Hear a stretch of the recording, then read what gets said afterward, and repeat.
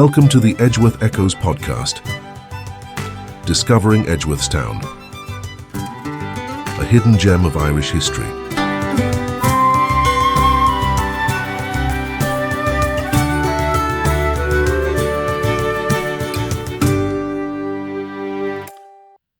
Welcome to another edition of the Edgeworth Echoes podcast. This is your host, John. As it is Halloween, a traditional spooky season, this episode offers something different, a short story set in a haunted museum. I'd like to thank Janine Roeder for her contributions to this story, and we hope you enjoy it.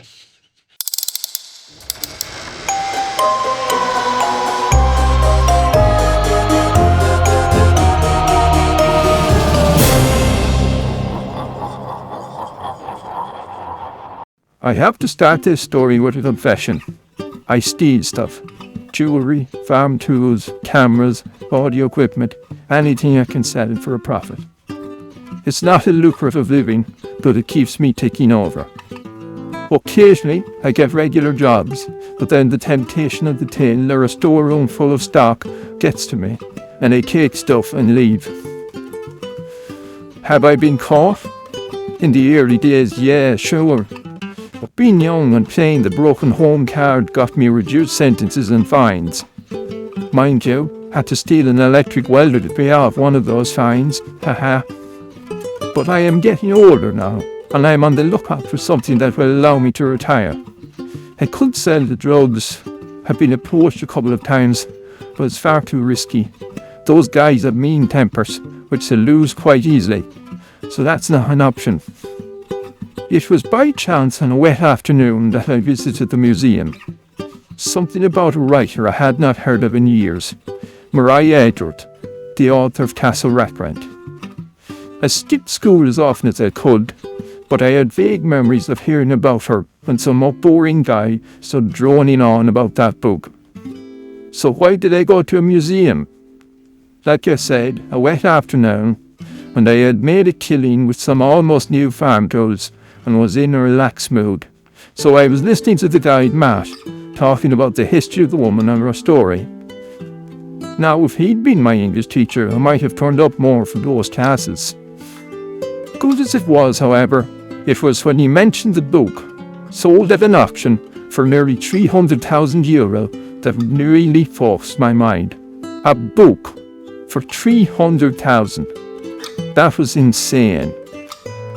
I found myself looking around at the books on display, and a plan began to form.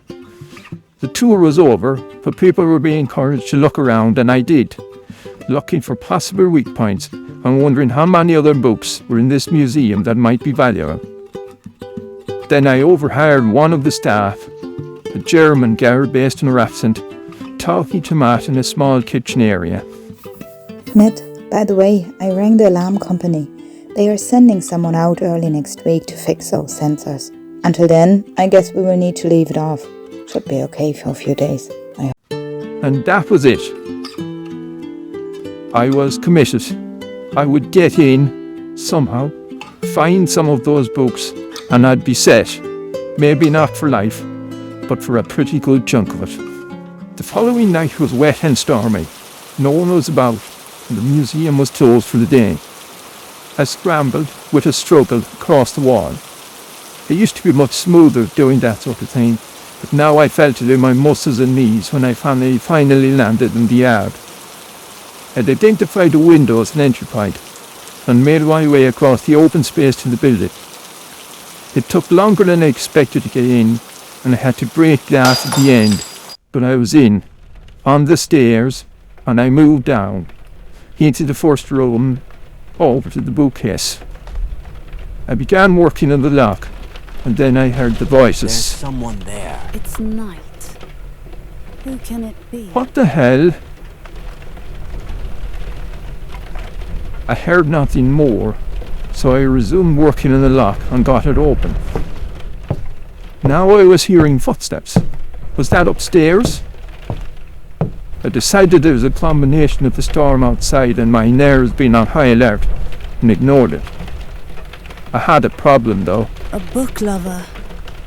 How nice. How the hell was I going to find the right books? There are hundreds here. Look at the way he's throwing them around. He's no book lover.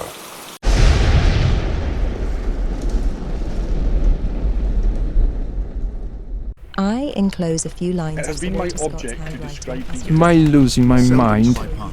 Never, I was going to say. Then it struck me. This was a museum. Maybe they have sensors to play audio when you're nearby. Yeah, that must be it. Yeah, that has to be it. I went upstairs. That's where he talked about the auction. I hesitated at the door. More voices. These old buildings, lots of noises in them at night. It's not the first old place I've broken into. Man, that lightning makes this place look creepy.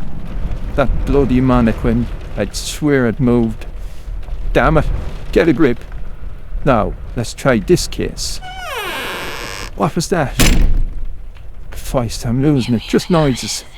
I wish that damn whispering would stop. Where's the door I came in at? Did that mannequin move again?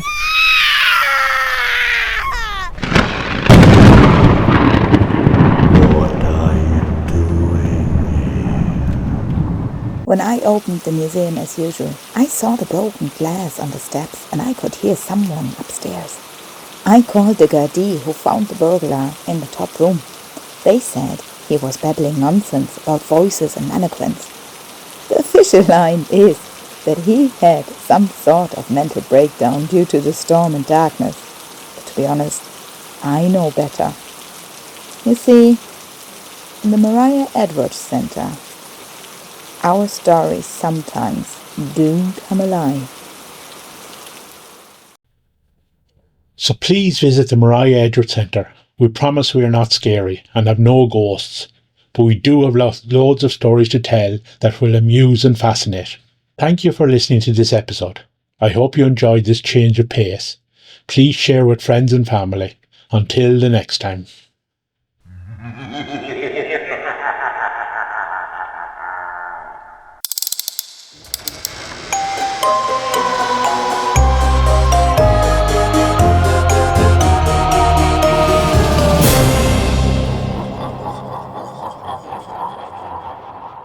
If you are interested in learning more about the Society and the history they preserve, please visit www.mariaedgeworthcentre.com.